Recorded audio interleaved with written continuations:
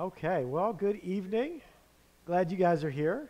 We're talking about our interesting 24 hours and all that has been going on in our world and in our country. I think, um, for us as believers, I say a lot of times, like, you really can't have your hope in the political sphere of America. It's just never going to be an answer. It never will. Uh, yeah, I think good intentions or bad intentions always wind up humanizing towards self-centeredness, self-assurance, pride, things that are poisonous. And, I think our country has a very deep philosophical divide between democratic ideals and Republican ideals. And I think that in order for our country to actually get healthy and move forward, somewhere along the way, people are going to need to realize that there's legitimacy on both sides, not in every aspect of it, but to oversimplify. Republicans believe in personal responsibility and personal freedom. Democrats believe in government and corporate and community responsibility, so government oversight. Both are pretty legitimate, but they need to work together. There needs to be balance to that. I don't see us approaching that. Yeah, I think the inevitable belief that humans have in human power is what unsettles us, gets us riled up, because we watch the transfer of human power and we think that we lose something. But the reality is, as Christians, we don't believe in human power. Doesn't mean we don't get engaged and involved in it, but our hope, like let's just say all the right people get elected all the time and they make all the right laws and they do all the right things and they have all the right intentions. So what? Our goal is not a country, my hope is not a country that models God's laws. Is that my hope? Can't be, right? My hope is redemption and salvation and people coming to Christ and finding forgiveness, not moral revision. And sometimes we get so wound up in the making sure that the laws match what we think they should, whether you think we aren't compassionate enough for those who are hurting and downtrodden and not giving equal opportunity, or whether you think that we are eroding the moral fiber of the country. Both sides think they have some moral high ground, but they want to take human power and apply it to fix it. And human power doesn't fix those problems. Really, it never will. If it did, Jesus wouldn't die on a cross. Jesus would reign as a king. He would step up into a kingdom and march armies out and take over that's what he would have done. The love of God is what changed, and the love of God is what we have. So I'm thankful for the process that we get to participate in. I am fascinated by it, even now. I think for everyone who is disheartened, my heart breaks for you, because it is a hard thing to look at and watch and feel good about where our country is. But this isn't our home. It doesn't mean we're not participating, but this isn't our home. And this isn't our hope. And Jesus can come back tomorrow. And you know what I mean? Like, let's keep in mind what our mission is as we go. So if you're watching this from home, we're coming to you live right now. And if you're watching this later, we're coming to you recorded right now whenever you're watching it. And I'm just saying that whatever the outcome of this is, and I think it's going to be somewhat of a long process, just because everybody really believes in power. Everybody really believes in power, and they all want it, and they won't let go of it, and they'll make sure that they have every bit of it that they can have. But we're looking at the Word of God tonight because we want to choose for ourselves something different and some better. So I'm praying that we'll be able to do that we'll be able to find heart, that we'll be able to recognize that whatever the outcome of this is, our calling is exactly the same. Love God, love people, serve, show kindness, be good, be gentle, let the fruit of the Spirit dominate our lives. Put off, as Paul's saying in this passage, put off the old self, be made new, and put on the new self. I mean, when you think about it, Christianity in the first century didn't have any of the worries we have about our political process, about the corruption of the media, or who's taken under. They didn't have any of those worries. They turned the world upside down without any advantage politically at all. As a matter of fact, they were oppressed, they were persecuted, they were hunted, right? So it reminds us that none of what's happening on Fox News and CNN and MSNBC and all that, is determinative to whether or not our lives have purpose and are moving towards the direction that we've been called to for Jesus Christ. So hopefully for us as believers, it energizes us because I think a lot of people are disheartened. I think a lot of people are discouraged. I think a lot of people are realizing as time goes by that even winning is losing.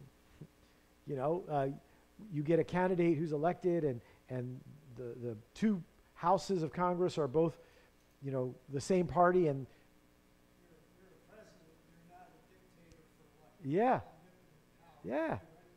I mean, like this last couple of years were tough. We wanted to build that wall, but if there's obstacles, They said no way. wave a wand, Right. put $100 billion. Right. You know, that's what happens. And all those realities, I think we over hope in the results of an election, whatever it is, or we're over disappointed in them. Because the reality is, even presidents over the past 20 years have had Congress with them and Congress against them. I can't say that they were, in my estimation or experience, they were dramatically different in making all kinds of progress. There was always push against, which I actually think is good, but I do think we over hope in it sometimes. So we're going to, What I've noticed when you do have presidency and legislature, both houses, you think you can do everything. yeah, But then the public outcry, when you push too far to the right or too far to the left, the public's going to say, Yeah. hey, they're going to rein you in, and then 2 years from now, which is like one cigarette break away, we're going to be in another election and they throw half those. that's right. That's right. And yeah, it is. We think it's much more stable than it is on election night. Then after election goes by and this fades, then we realize, oh, it's the same. It's pretty much the same as it's always been. A lot of yelling and screaming and not as much progress as we'd hope. So we're going to try to make progress. We're going to stay on target in our calling. Because we're talking about election, let me talk about church election for you guys as well as for anyone watching. And if anybody has been confused about election stuff, this part of the video you can pass on to them for us as a church. So we have partner forms here that are for voting that are due back by November 15th. The top section is to vote for deacon team members. The bottom section is to vote for any person you think who isn't currently a leadership person, is not currently an elder, that you think should be. Then you can vote for them down there. Up here, we put out a sheet that tells you who are the deacons currently that are up for re-election. You can vote for any and all of them or none of them. Whoever you think should be re-elected to a 2-year term, you can vote for them. This is your vote. You can vote for anyone else that you think should be a deacon. The partners are on the back of this form. You can vote for them. I put 12 spots here, but you can vote for as many as you'd like, and I tabulate all those votes. You can vote once for any person. You can't vote more than once for any person. Down here, for the leadership candidate, let me say again, on the bottom of this sheet are our elders. You do not need to vote for any of those. This is the new leadership candidate people. Anyone you think who currently is not an elder but should be or could be, you vote for them. It takes 54 partners or 56 partners to appoint them, 40% of our partnership per our constitution.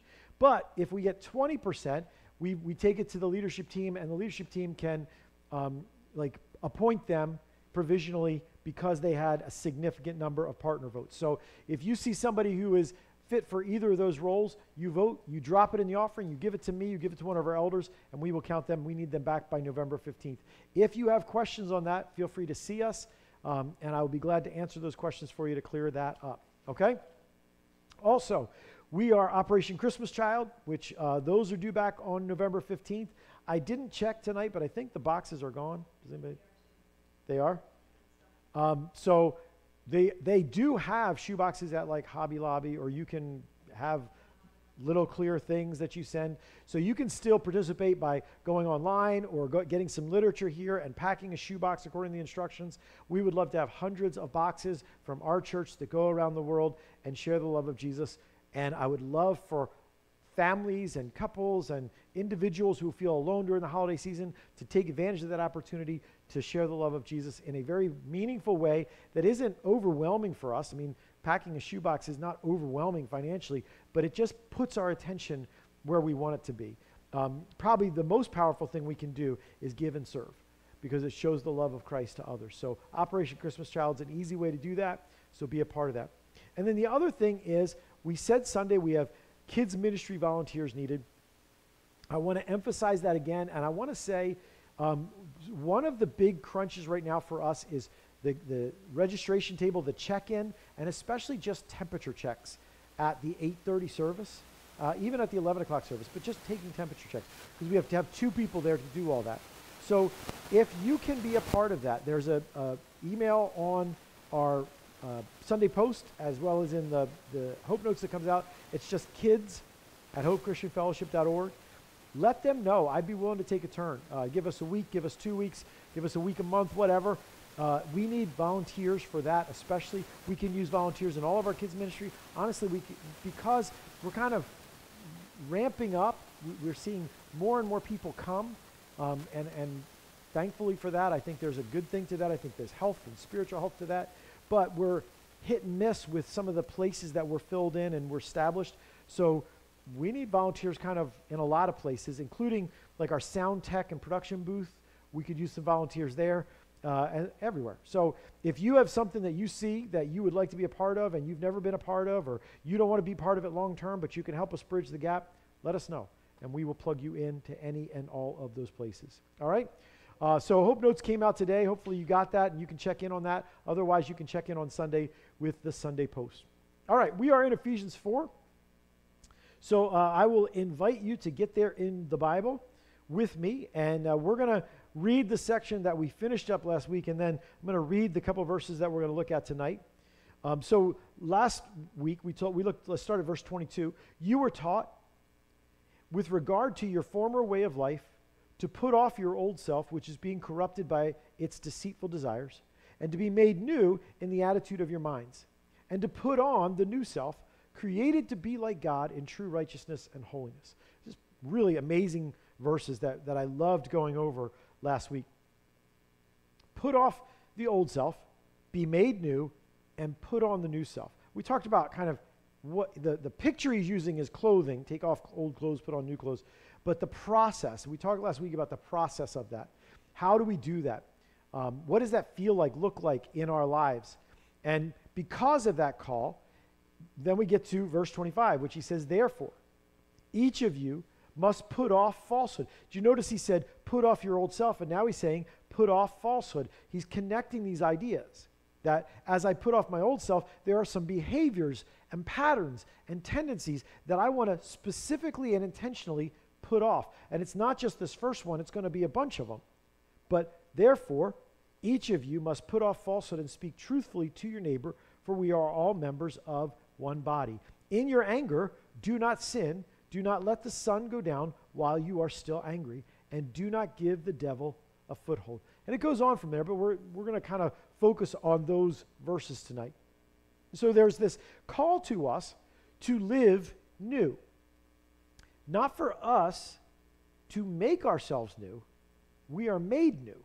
So it's a work of God that we're receiving, and then we're supposed to recognize it and respond to it.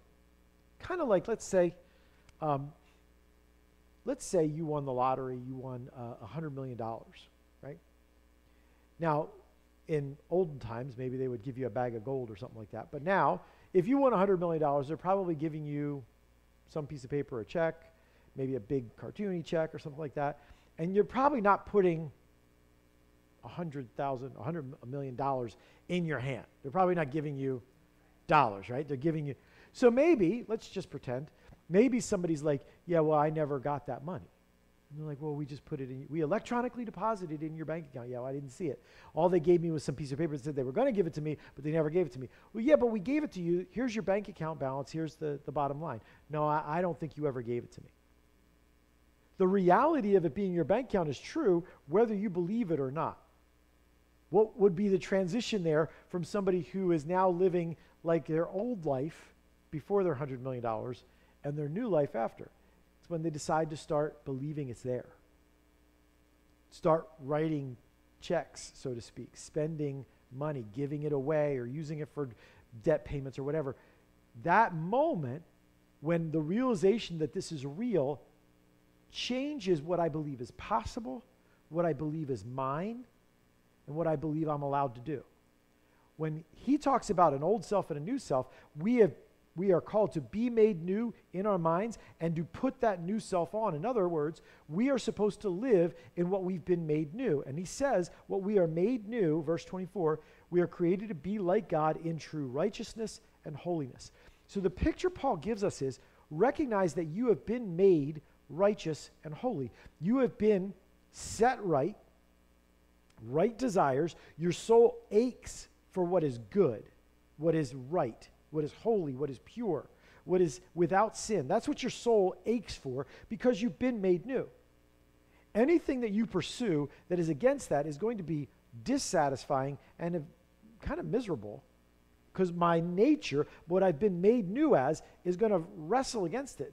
You can believe in your flesh that that's something you want, but your soul knows, no, this is not it. This is, I'm shooting way too low.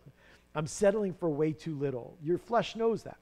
So he's saying kind of the same thing with your bank account with your $100 million. I've got to start living like I've got holiness and righteousness as my nature. I've got to put that on and say, I used to be someone who just did this and this and this, never thought about it. But I'm not that anymore. I've been made holy and righteous. So I'm going to put that on. And I'm going to learn how to live in what I've been made. That's that process he's talking about. And he says, each of you should do this. Therefore, verse 25, therefore each of you must put off. Each of you. So it's called for every one of us. It's not just for people who are out front, spiritual people, visible leaders, high-profile Christians. It's for all of us, each and every follower of Jesus. And it starts, Paul talks about, in the attitude of your minds. It starts in how we think about ourselves. Just like being able to spend my $100 million starts in what I think about what my bank account says.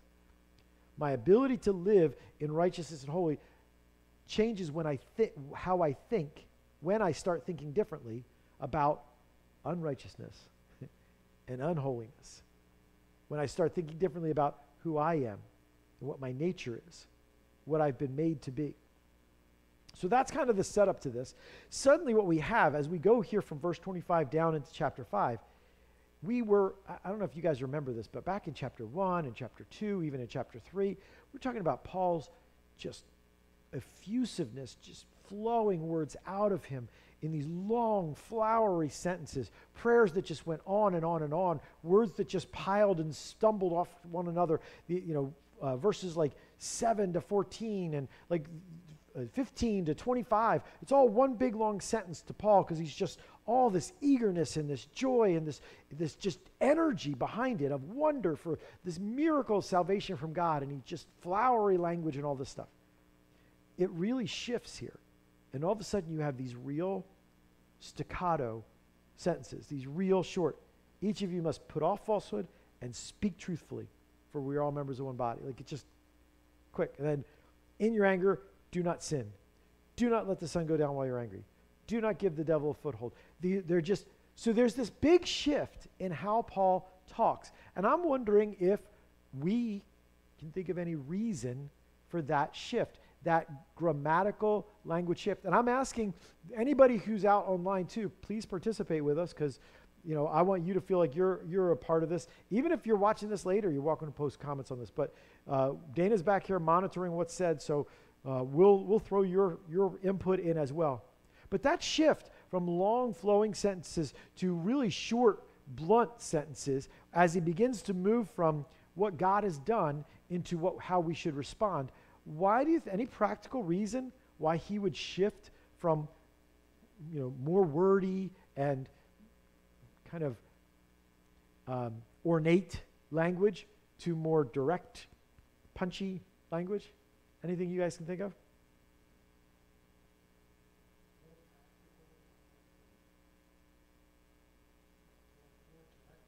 Okay. More practical, more direct. Okay. Yeah, I mean, it is. It's definitely a different genre of what he's trying to accomplish.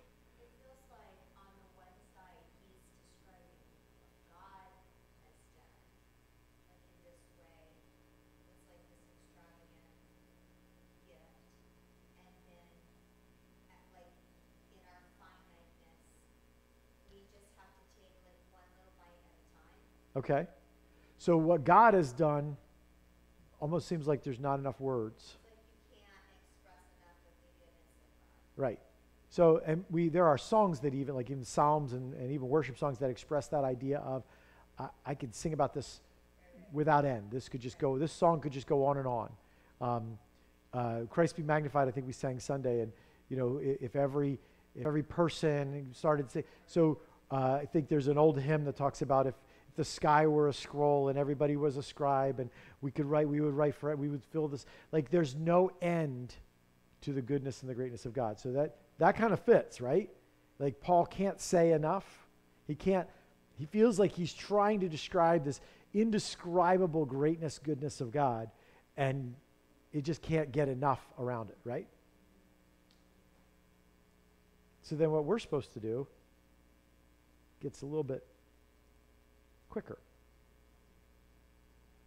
Have you ever tried to explain to, like, let's say, I don't know, a 10-year-old or something, what you'd like them to do? How do you explain it to them?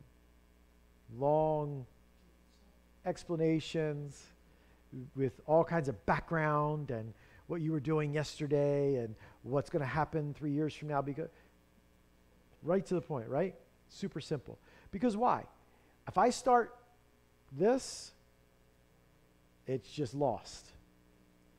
In other words, to describe what God has done is the only way you can even begin to do it is just to spill wonderful words out of your mouth. But what we're called to doing is not that hard. It's simple. And Paul makes it simple. Like, don't get lost, guys. Here's what you need to do. Barb said brevity is the key. Brevity. Yeah.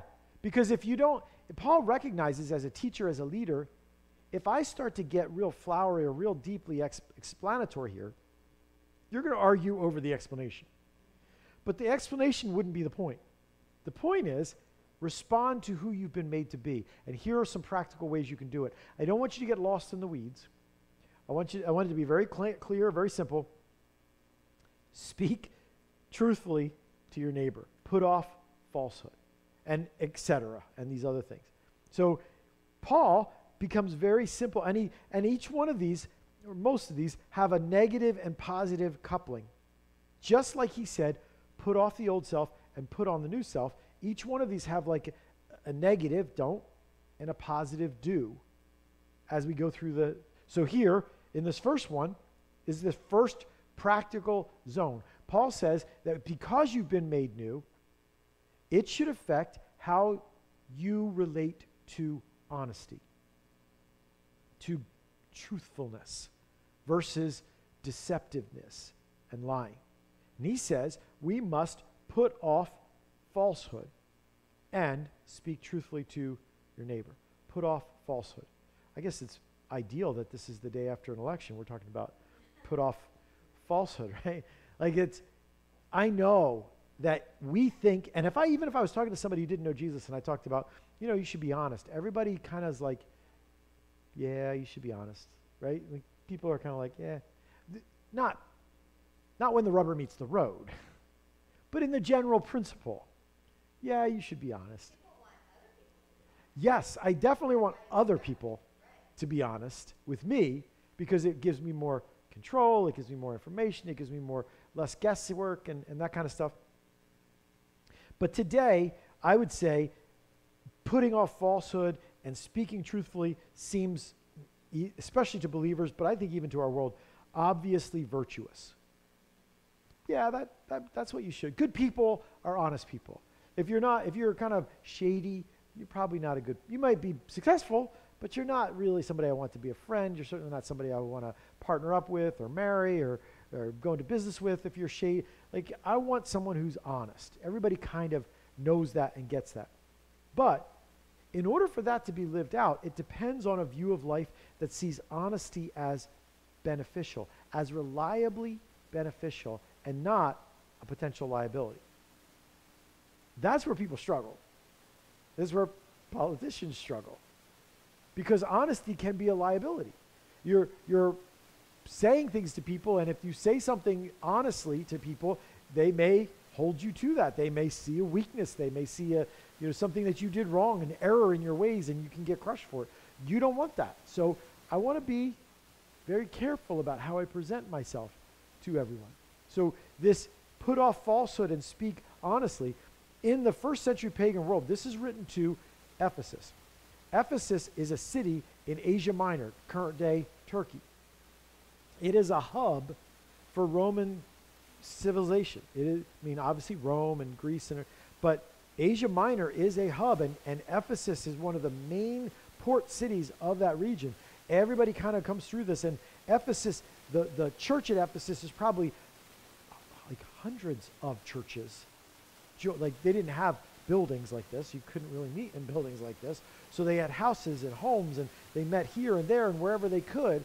So this church at Ephesus is variegated throughout the whole city and the whole suburb-ish area of it.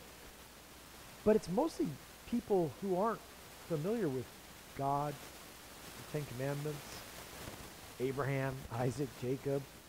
They're pagans, right? So when we hear, you must put off falsehood and speak truth, we're like, yeah, we should be honest people. And these people are like, wait, what? That's bad?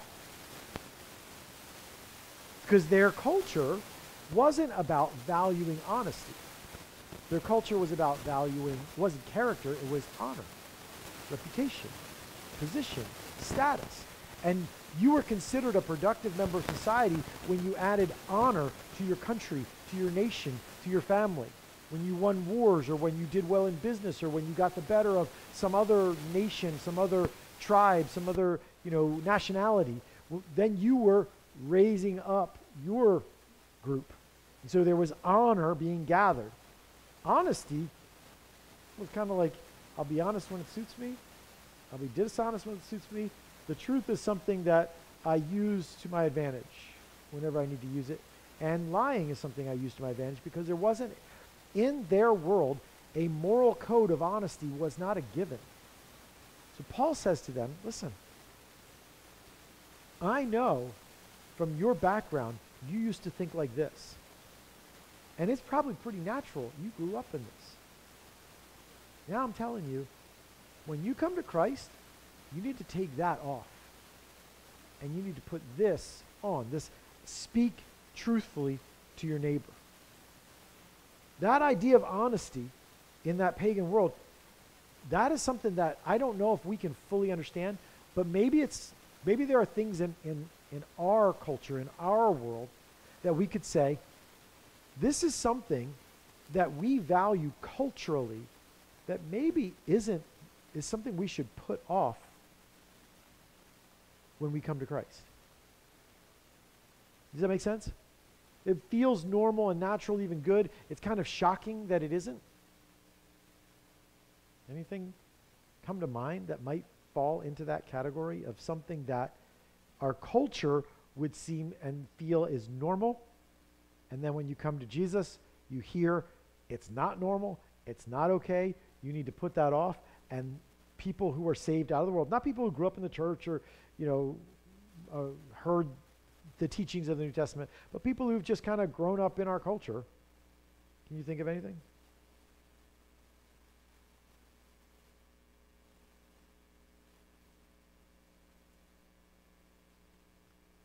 How about living together before you get married? Couples who are dating are presumptively sexually active. I've had this conversation a number of times with couples. As a believer, our sexual ethic is sex is for marriage. Wait, what? Excuse me? Like, that is not the ethic of our world. And I don't blame somebody who got saved out of the world for not knowing that. But when you come to Christ, there are things you have to put off and things you have to put on. Greed, ambition is something that our world thinks is normal and good. They elevate it, they applaud it. And yet, Paul tells us in Philippians we should have nothing to do with selfish ambition. Because look at what Jesus did. So there are things that we have in our calling, honesty being one of them, but many other things that our culture would tell us, don't worry about that. That's fine. And then Christianity and following Jesus will tell us, no, you need to put that off. And you need to put on Christ likeness there. And I wonder how much we're challenged with that. How many times we're challenged to put off what the culture says is normal and to put on what Christ says is normal, or if we just don't ever see it. You know what I mean? It is a daily thing. Many times it's small things, but still it occurs with Yeah, yeah. But is it a daily? In other words, I look at our church and I wonder how many of us are fighting that battle of putting off and putting on. Even recognizing a battle. Even honesty. You know? Like, where in my life does the battle for me putting off falsehood and speaking truthfully to my neighbor show up? Like, where in a Christian's normal life in southern New Jersey in 2020, where would that battle show up? Do we have any kind of like scenarios where normally would show up and I've got a choice to make about putting off falsehood and speaking truthfully to my neighbor? This is exactly what I'm upset about with this election, is that we are now going to be silenced. We're going to be silenced as a church. We're going to be silenced as individuals, because you're not going to be able to say anything that is a Christian value, and you're going to have to toe the line that is pro-LGBTQXYZ.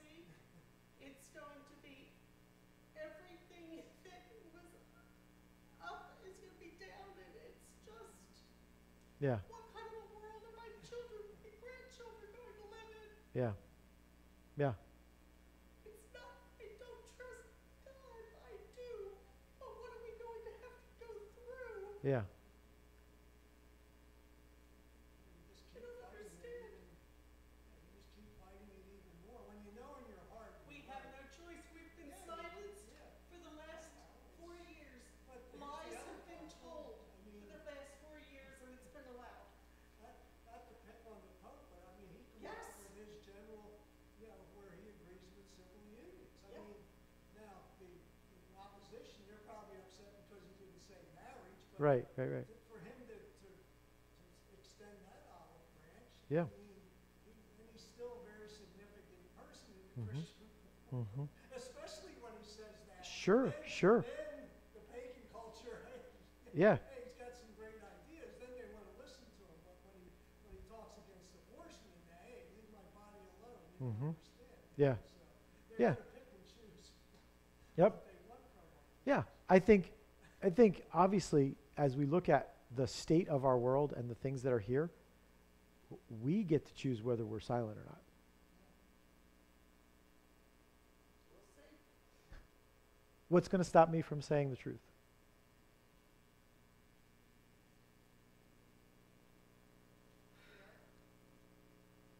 What? Fear? Well, yeah, fear. Will parents not say anything because they're afraid of the retaliation for their children? It's like the Maybe. guy in Colorado with the bakery. I mean, Mhm. he didn't Yeah. just Yeah. throw them out and curse them out and everything. He gave them the names of other places where Right. he'd gladly make a cake for Sure. them, but he wasn't going to put two guys Sure. on the top of it. Yeah. But it's the American Defense Alliance or something that's a consortium that Mhm. goes out of its way to. I mean, it costs hundreds of thousands of dollars to take this thing through the courts. And Yeah. as soon as he won at that level, then he had another one. Yep. This Yep. is the type of I'm not saying there aren't consequences. I'm just saying I decide if I'm going to be silent or not. And you're right, Mark. I wouldn't, obviously. Yeah. That video that I shared with so many people, and that was what that man said. I will not be silent. I sat at my mother's dinner table a month ago, and she told me to shut my mouth. Yeah. Yeah. So, but what that expresses is I can't get through to you. It doesn't change my ability to hold and speak truth as I need to. You know what I mean? Like I'm not gonna try to jam it down somebody's throat, because if they're rejecting it, they've rejected it. That's their decision. But those who I influence and the areas over which I'm responsible for, we're going to speak truth. We're going to be truthful. We're not going to back down because the culture says we need to or we're supposed to. And if that has consequences, that's, to me, that's God's thing. You know what I mean? But I just see more people being, I see us as in 1939 again. Yeah. Yeah, but that wasn't the end of the story. Do you know what I mean? 1939 is not the end of the story. All I'm saying is we get a choice about how we go through this. If we go through this heads up and showing generations to follow that it's worth it, it's worth any cost at any price, and we get, maybe the light shines more brightly in the darkness. Maybe it's more noticeable. I don't know. I know this, throughout history, there have been many times where the culture of the world was completely against Christian values, and the gospel prevails because the power of God is true. Like, that's real. So I want to find out how to live that. I'm used to and comfortable living in a world where Christianity or Christian values are applauded, normalized, held up. I'm used to that. I'm not used to this other direction where, Christians are ridiculed and made to look stupid or hate-filled or whatever. Like, I'm not used to that. But I'm going to find a way to speak the truth. I'm going to try to find a way to express the truth in a way that people can hear it and respond to it, because that's my calling. For as long as I'm breathing, as long as I'm here, that's my calling. I'm going to live by the word of God, and I'm going to invite others to, and I'm going to tell them it's the best way to live. And will we be able to do it here, or will we be in little small groups, being quiet? Yeah. Well, hard to quiet us in small groups in our home, but I think whatever it is, the power of God is not limited by what seems limiting to us. So that's where our hope comes from, And that's why, like, even this, saying to a teenager, it's better to be honest than to lie, for them right then, that's a hard pill, because maybe being honest means some real consequences for them. But if I'm willing to say being honest is, speaking the truth is worthwhile, putting off falsehood and speaking truthfully to my neighbor, even when there are consequences, maybe that's where the power of the church was in those early centuries, that they were willing to stand up and face consequences for the truth. They were willing to put it all on the line for the truth. Maybe there's a more powerful witness to people that need to see Jesus through that than there ever would be by people who say, well, you just believe that because you grew up in America. And how many times have I heard that? You just believe in Jesus because you grew up in America. No, I believe in Jesus because I believe in Jesus. I believe it's true. So I don't know what the days ahead have for us, but I know this: God has us in them, and God has those I love in them if they'll trust him. And I'm going to try to be that example in all of those days for those who trust him. In my estimation, the only reason we have any level current morality is from where we start with the Judeo-Christian values. Yeah. People think that people are decent and all that. No. The default setting of the human being is very, very primitive. Yeah. And it had to evolve to this state. And Some of the things that we have valued. on like a slow path. Yep. You can't, we're not here. Yep. But we know that kind of is the direction. But sometimes Some of the things we've valued. gardening, I feel even stronger Mhm. because I know here Yeah. these principles work. What you're trying to follow may work temporarily, but eventually Yep. you're building on Yeah. sand. I know I'm on rocks. There you go.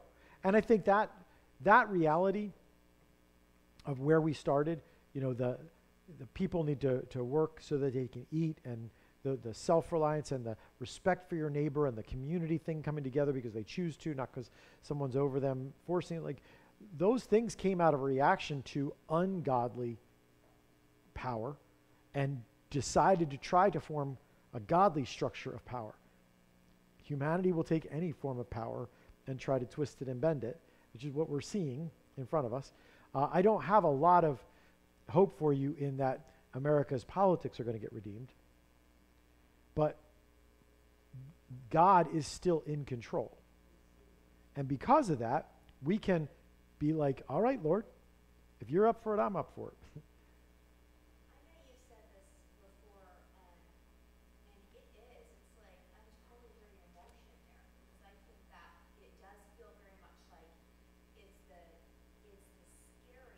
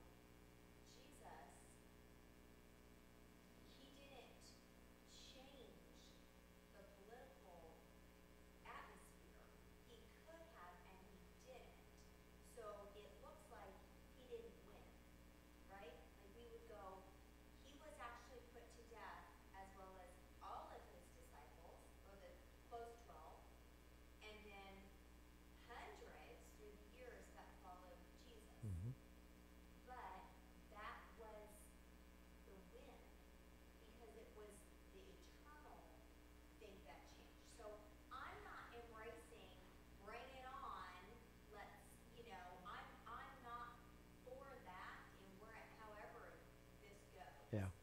But I think that is the hope that we know that the opportunity for Jesus to have come and shifted the Roman government under his authority. He had all authority, and he didn't do that for a better good, Yeah. for our good, Mhm. for eternity.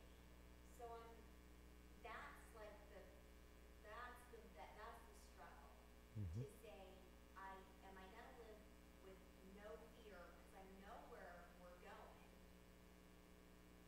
even if it is hurtful to think what it may be to Yeah. in the days to come, Yeah. years to come, If you decades to come. if you look at the context of Jesus' life, the people who were concerned about power, influence, position were Romans who presumed their power. They were in charge. They had military might. They were overcharged. Roman citizenship was a big deal. And after Jesus died and ascended, Rome came and proved that by wiping out Jerusalem and completely taking over Israel.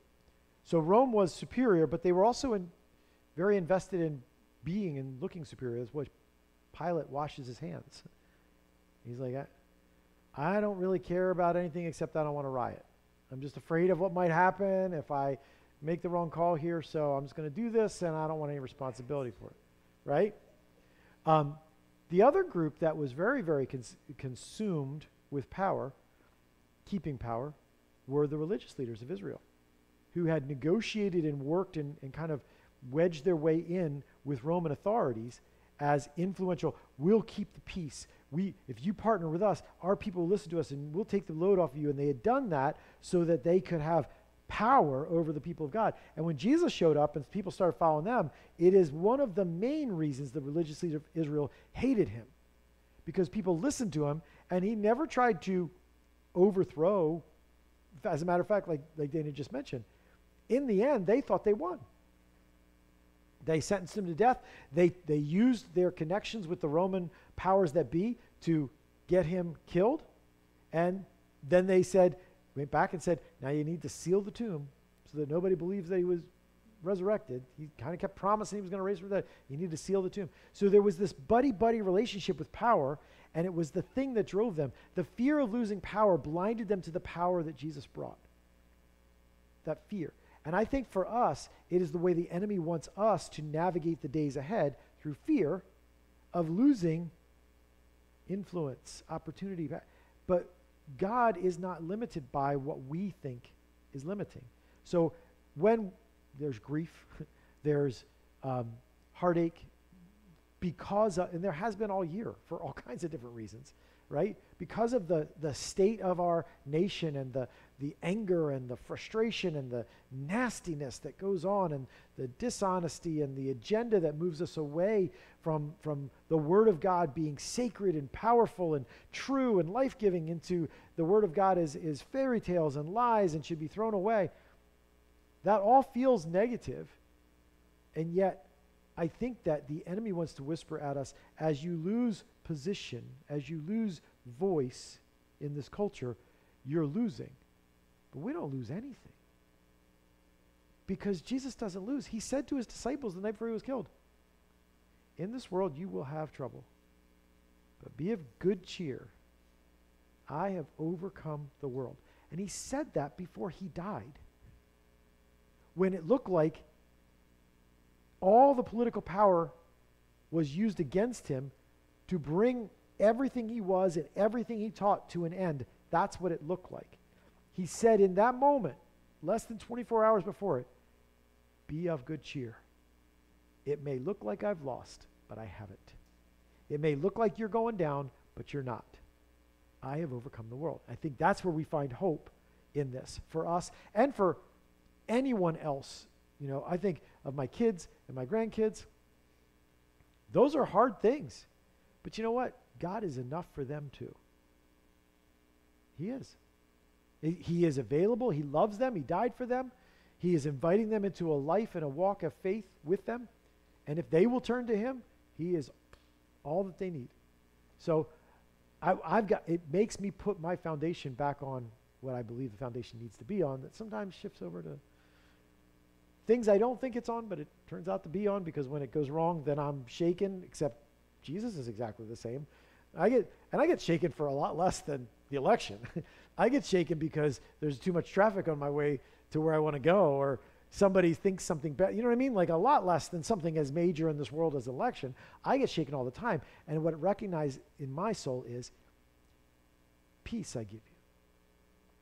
Not like the world gives. My peace I give you. My peace I leave with you. And that's what I want to hear and come back to, regardless of what big or small unsettles me. I want to come back to the foundation that keeps me solid, the foundation that doesn't shift.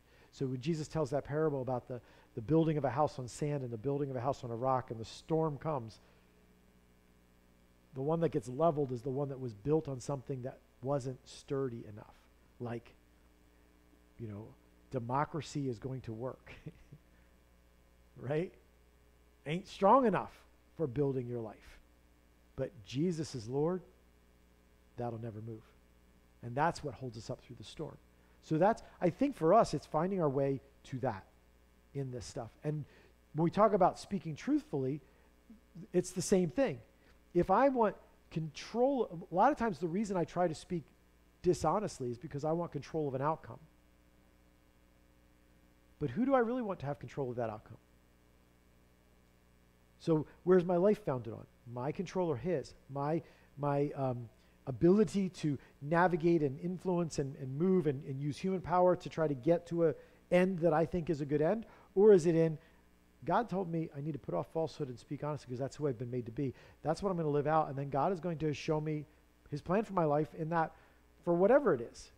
James says, we're going through James in staff devotion. James says at the beginning, count it all joy when you fall into all kinds of trials. And we're like, yeah, ha, ha, ha. Good one, James. That's nice.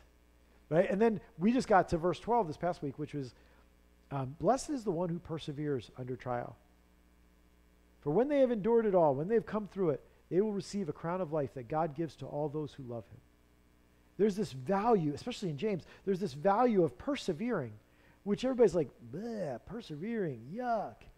But the idea is, when I face trials, it forces me to ask questions that I don't have to ask when things are good and things are going my way and there's no pushback. I don't have to ask these questions. It's just like, yeah, I trust God, but thank God I don't have to face any of that stuff, right? That's the difference when we talk about, like, when Jesus said, I give you my peace, not as the world gives. Yeah. Because when I say, well, what does that mean? For me, it means this. When everything looks right, I can pull myself into thinking that's the peace of God. But that's not. That's the world's peace, because everything looks right. Yeah. When I hit all the green lights on Delsey Drive, I feel happy, but that's not God peace. It's feeling happy when I hit all the red lights. Mm-hmm. Or, you know what I mean? So that's the, like, oh, I thought it was God's grace. I thought Yeah. it was God's goodness that I'm living in. Yeah. But I'm just living where things feel good. And it's not, no one's mad at me. Yeah. And, And I'm not saying let's be hypercritical of being a human being. Like when you hit red light after red light, it's frustrating. When we were installing the flooring in our house last month, and it didn't go well on a given day, or there was a hard spot, I was frustrated and I was upset. It's not that I have to be unperturbable, but I've got to recognize that this is God shaping and molding me, that I've got to find my way back to solid ground. I got to and I got to recognize what he's showing me as my reactions are, like in this. If my reaction is, ooh, I want to lie so bad. I want to deceive so bad, because if I don't, like, you know what I mean? Like that, you felt that push before, like, oh, I don't want to say, oh, I don't want to say.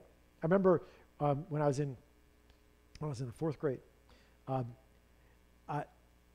this is total, like, hopefully my parents, hope my parents will never watch this.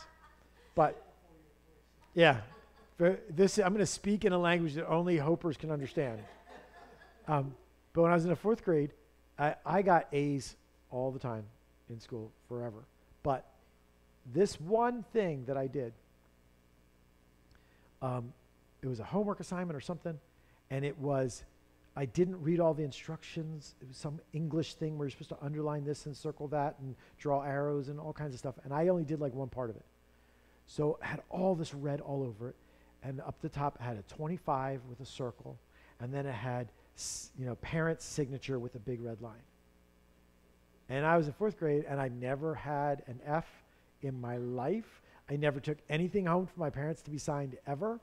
And I got that like right before lunch, and it just sat in my, book bag all day and on my mind all day. And what am I going to do? What am I going to do?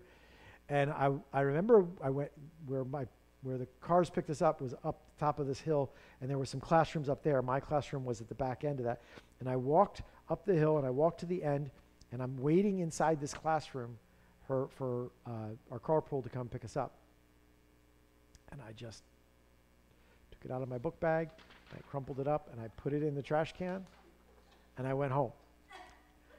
And I don't know what the plan was there after that. Like, I don't know if I just thought my teacher was going to be forgetful or what, but I just did not want to be honest with my parents because I couldn't handle the uncertainty, the sense of shame or failure or whatever, and I just didn't want to face it.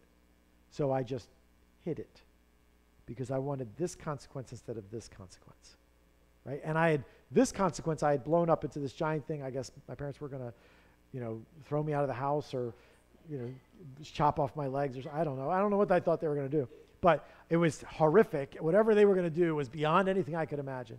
And so the only option I had was to hide it, right? And then nothing ever came of it. The teacher never said anything, and I don't even know what happened. But I never said anything to my parents. I never heard anything from the teacher. So I learned my lesson. Yeah, I learned my lesson. Shame should be hid, right? But that is the normal human tendency, is I want to direct an outcome here, and I want to avoid things that I don't want to have happen. So what am I going to do? I'm going to hide it. I'm going to cover it up. I'm going to deceive people so that they don't see the truth. And Paul says that's not who we were made. See, as a matter of fact, he says, you already have, in the chapters before this, you've already put off falsehoods and received the truth. You've put on the truth. So since you've done that to receive Jesus, continue to do that. Because being a believer and following Jesus is about the truth. Jesus is about the truth, not about falsehood. So therefore, you need to embrace the truth if you want to follow Jesus. And sometimes that's hard, and sometimes that's scary. And what it does is it shines a light, even in my failure. It shines a light on, I believed a lot more in my trash can than I believed in doing what was right. You know what I mean? Even 4th grade me. I believed a lot more in the power of hide. And that people all the time live under the pressure of secrets because they believe the secret keeps them safe, but the secret keeps them enslaved. The secret keeps them prisoned.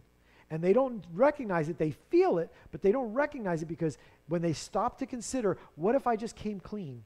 Oh, no. Can't do that. I've already decided too much at stake. And so they just turn back around to the hiding of a secret. And that fear is the same fear that plays on us 1,000 different ways when we feel like life is out of control, when life is going a direction that we don't want it to go. It's the fear that the enemy loves to hammer in our soul. And then Jesus says things like, don't take any thought for tomorrow. Tomorrow has enough trouble for itself. Like, how do you do that? Well, he just said, don't you know your Father cares about you? Don't you know that he's got you? Don't you know that he's watching over you? And if he cares about the birds and he cares about the flowers, aren't you more valuable than they are? So he cares about you. So I have to reorient. Like, if I do what I've been made to do, if I live in accordance with what I've been made to be, my Father has me.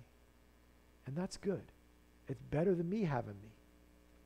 That's where faith begins to put on the new self and put off the old self. So I feel like for us as believers, this is pretty practical. This is down home and personal because it requires us to walk and live by faith. All right, good stuff tonight. Thanks all the people out there in whatever land you are in, YouTube, Facebook, whatever, for joining us tonight. And we will pick up there next week. We're getting close to the end of November's Bible study. We have another 2 weeks maybe, and then Thanksgiving hits us and we'll take the break. So a couple more weeks in Ephesians 4, and then we will move on. All right? See you guys. Have a good night.